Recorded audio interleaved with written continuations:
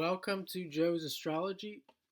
This is going to be a video on composite charts in astrology. And composite charts are when two people come together, we put their two charts together, and it makes another chart. And this is a chart describing them as a couple. So you've probably heard of synastry. Synastry is looking at the two charts, um, looking at the two charts side by side and comparing the two, looking at the dynamics between the relationship, between each other, and the composite is them together as a couple. So you could think of them, what are they doing as a couple? What is the manifestation in life of them as a couple?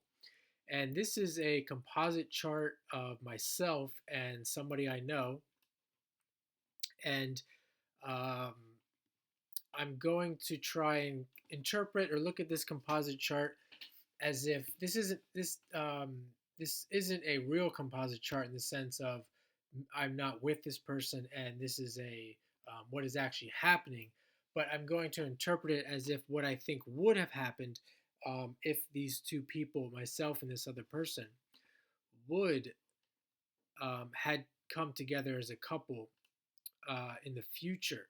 What would have happened and what has happened, at least in the early stages of me being seen as with that person. So let's take a look here.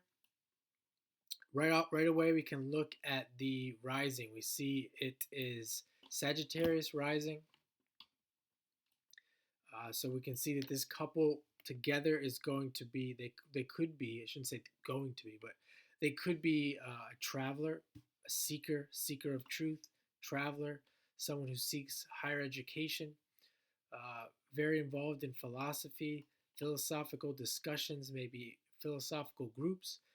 But generally, we're going to look at all the things that go along with Sagittarius. I mean, we could just say at a basic level, you see something like this, that this couple might be seen traveling a lot together. They could spend a lot of their time and energy gathering resources so that they could travel.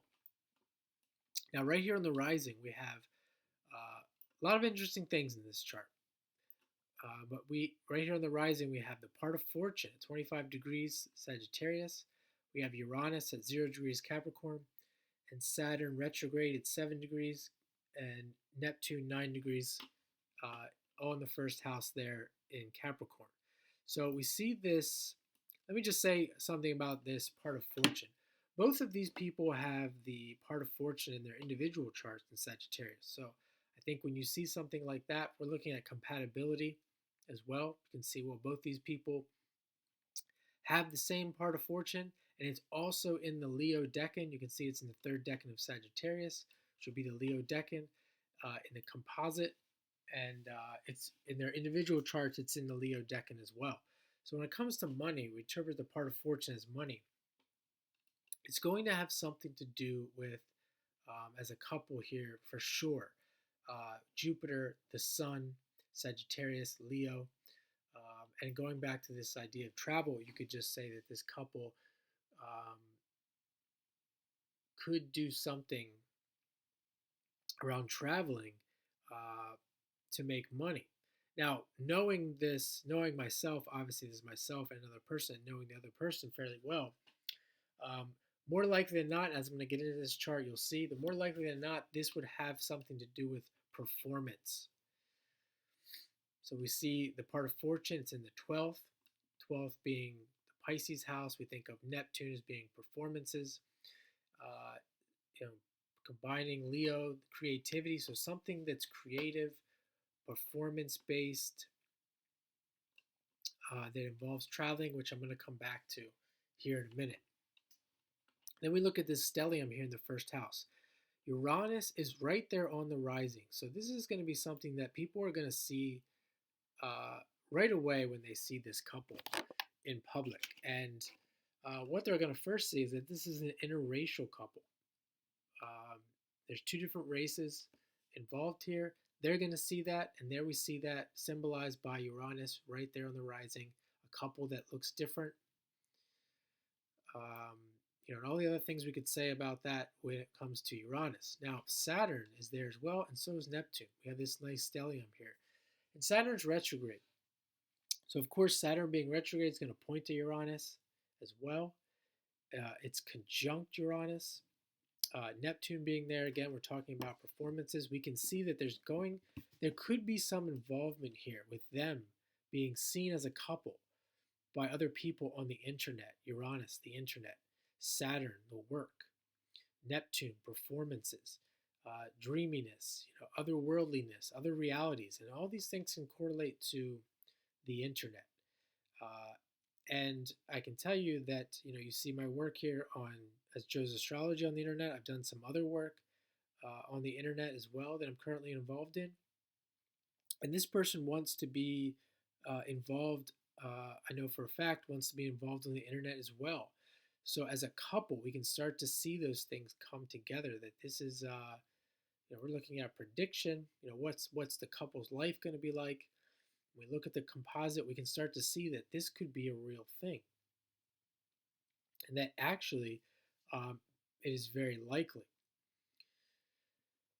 So let's continue here, and we see that the Pluto. Let's look at the Pluto now. So kind of going along with what I think is the most. I want to look at the rising right away for sure because I thought there's a lot of significant things there. And then obviously coming to the Pluto, we have a stellium in Scorpio. And Pluto, when we're looking at Pluto here in the 11th house. So at a deep soul level, where's the couple coming from? And even if we just say by looking at the chart, like where are they coming from? Where's the emphasis going to be? And it's going to be Pluto in the 11th. So we're talking about a couple that is learning to break free from all the conditionings experienced in the early years. And certainly knowing myself, that's the absolute truth based on my individual chart. It's a truth based on their individual chart, and then knowing each other in the conversations that these two people have had. I can definitely say that this Pluto in the 11th is very important. As a couple, they would continue to break free from their conditionings. In fact, I would say that it would be a necessary next step and appropriate next step for both parties. So this works really well for them as a couple, or as individuals as well. And then we see the Sun is there, the Mercury is there, Jupiter is there, and Moon is there. So we can certainly say that this could potentially be a powerful couple. Because we have Pluto conjunct the Sun, we have the Sun and Mercury in Scorpio in the 10th, which I'm going to come back to that as well.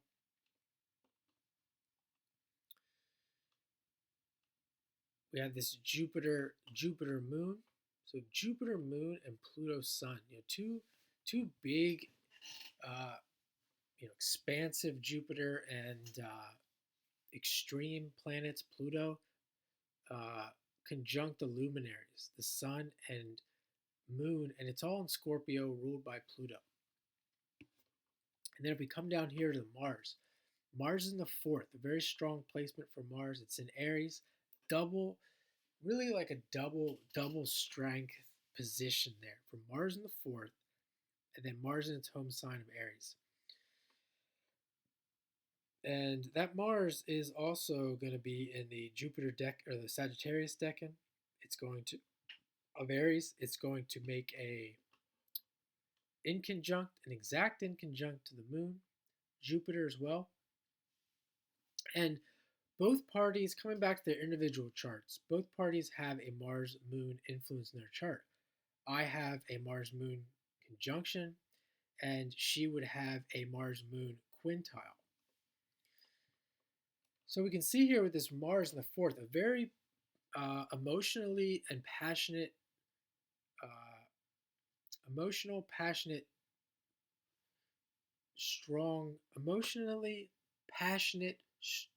couple, you could say. Very strong in that sense. And really coming back to this Moon Jupiter, You can see with the moon, there's an eighth house in conjunct, and with Jupiter, there's a Virgo in conjunct. So, despite that being me interpreting that as being something that is a strong point, as I get into this chart, I'm going to get more into why that's a positive strength rather than thinking Mars in the fourth as being negative, because Mars in Cancer is in its fall. There could be some trouble there because there is an inconjunct between that Jupiter and Moon, and the Jupiter Moon is in Cancer, the Cancer decan, as well of Scorpio. So the inconjunct there is really showing that there has to be an adjustment when it comes to these emotional dynamics, these familial dynamics. That if they can make the adjustment, or if, certainly as a couple, the adjustment might be a lifetime uh, thing where they're really having to understand this adjustment in their emotions and um, coming as a I'm going to come back to what I think I mean by that. So certainly this with this Uranus, I'm talking about the internet and knowing myself and knowing them. We have a responsible couple here with Saturn, slightly responsible couple here with Saturn and Capricorn in the first, and we have two planets in the 10th house. And this Mercury is making a sextile to that Uranus, exactly, just about exact. So there's an opportunity between this Mercury and this Uranus, talking about the internet. There could be a stellium in the 11th. Could be a big opportunity to be a presence on the internet. And we see Mercury there as well, the messenger in the 10th. The ruler of the North Node is Mercury. It's in the 10th. The ruler of the 6th house of work is Mercury. There it is in the 10th. So you could come back to this 6th house Mercury.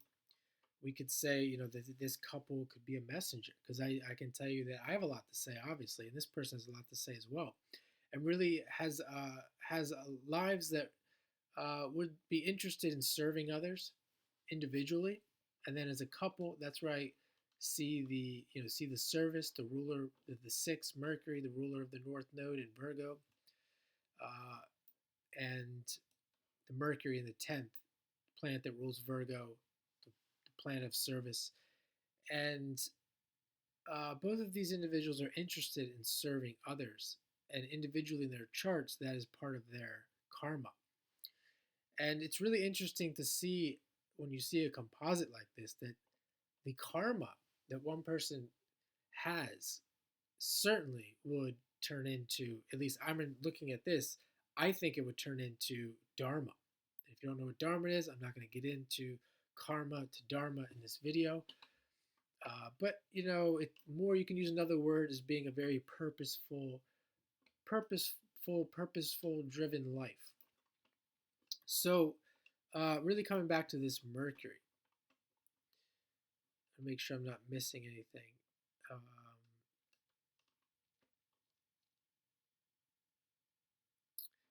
The South Node is in Pisces in the third.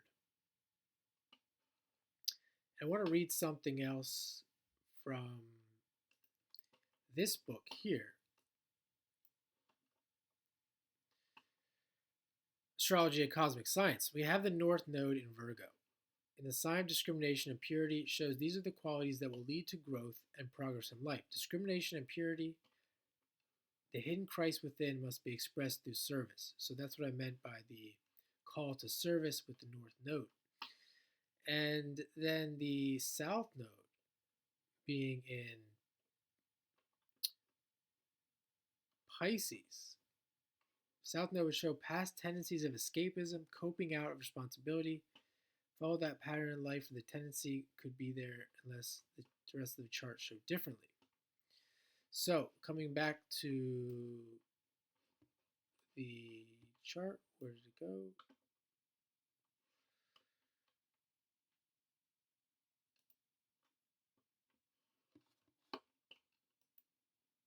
That is not it. Okay, so we have that south node there in Pisces. And I wanted to mention that because there's a skip step with Venus. You can see Venus here squaring the nodes, and Venus has to do with money, has to do with the passions, love, etc. So it's squaring the nodes. It's in Sagittarius, and the resolution node is the north node in the ninth in Virgo. So we can see that there could be a tendency of escapism. And there's certainly a tendency of escapism, which is so fascinating because if you look at my chart, my life, the other person's life, the other person's chart, there is a tendency towards escapism. So there could be, as a couple, we see that here, a tendency to escape the responsibility that Mercury, Sun in the 10th, that Pluto ruled Sun in the 10th, that call to service, that call to take responsibility, to be an example in society. We see this stellium here, and this Pluto in the 11th. The a couple people that could be visionaries to work towards social progress, to help facilitate that in the age of Aquarius. And then there's that South Node talking about in Pisces, and the third talking about escapism. The third, I think, of Gemini, and we see this Gemini in the 6th, the Mercury ruler in the 10th. There's certainly, if you think of the internet, coming back to this internet thing, and certainly going to be a part of social progress or potentially could, in the age of Aquarius. But the nature of the internet, things like YouTube and things like that, are very Gemini-like. They're very Mercury-like. So take this video, for example. There could be 1,000 videos on a YouTube channel, and a person views that channel, sees something they like, they can't possibly watch all the videos. There's too many videos. And that's the Gemini-like, the Gemini Mercury-like that I'm correlating here with this third house, with this idea of escapism. Because let's say a couple who has a YouTube channel that's working to do some type of service or some type of good for society can easily take advantage of those people as well.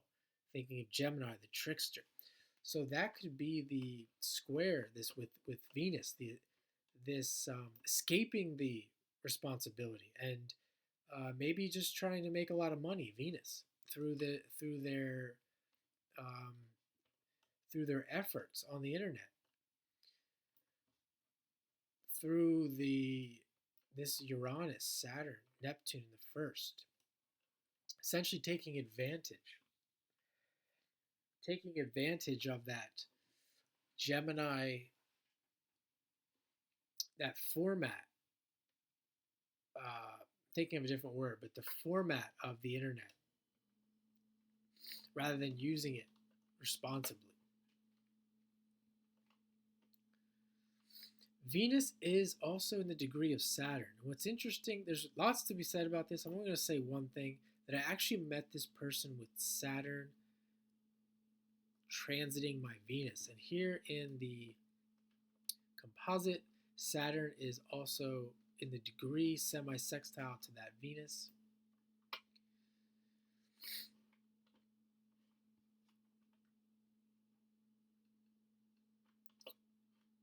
And I think that is all I'm going to say. I will say this as well. The Mars is also trining the rising sign. It's trining that Uranus, and I am also involved in tennis, heavily involved in tennis. And this person was a Division I athlete, very much interested in sports as well. So that gives an interesting,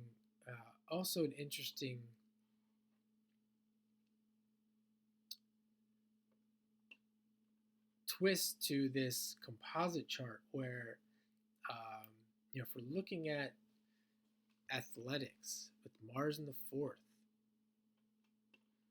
parenting, parenting, Sun and Mercury in the 10th.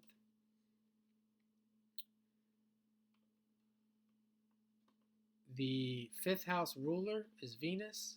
That's squaring those nodes. So something could be there with that as well. I'm not going to speculate anymore. So just wanted to look through this because I've spent some time looking at this composite, probably more so than I've looked at other composite charts, just because I find it so fascinating. Uh, and looking at other composites, not knowing as much about the couple, it's harder to really describe. So hope you enjoyed this one and have a great day.